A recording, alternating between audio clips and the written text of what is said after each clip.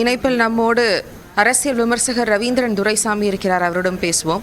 Sir, Vijay இந்த ஒரு குறிப்பிட்ட அறிவிப்பை இப்போது வெளியிட்டிருப்பது அப்படிங்கிறதை தொடர்ந்து அவருடைய கல்வி சார்ந்த அவருடைய அரசியல் நடவடிக்கைகள் முக்கியத்துவம் பெறுவதாக பார்க்கப்படுகிறது. அதை பற்றியான உங்களுடைய கருத்துக்கள்? அவர் அரசியல் களத்துக்குள்ள 2026க்குள்ள வரணும்னு திட்டமிட்டு பணியாற்றி வருகிறார்.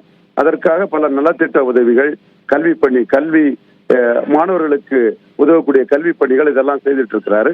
அதன் ஒரு கூறாக இதை செய்கிறார். இது ஏற்கனவே தொடர்ந்து இதை செய்துட்டு தான் இருக்கிறாரு. வறுமை ஒழிப்பு தினம்னு 234 தொகுதிகளிலும் அன்னதானம் வழங்கக்கூடிய திட்டம் அவர் செயல்படுத்தினாரு. அதில் ஓரளவு தொகுதிகளில் அவருடைய ஆதரவாளர்கள் செயல்படுத்தினதை நம்ம பார்த்தோம். இது அந்த அதிக மார்க் எடுத்த மாணவர்களுக்கு ஊக்குவிக்கக்கூடிய அந்த மாணவர்களை அழைத்து அது செய்யறாரு. இது பாராட்டத்தக்கக்கூடிய ஒரு விஷயம். இந்த விஷயத்த மற்ற அரசியல் ஆர்வம் உள்ள சூர்யா, சிவகார்த்திகேயன் போன்ற நடிகர்களும் செய்வது வரவேற்புக்குரியது. எது எப்படி இருந்தாலும் 26 களத்திற்குள் வரக்கூடிய விஜய் இந்த பணிகளை செய்வது பாராட்டுக்குரியது, போற்றுவதற்குரியது.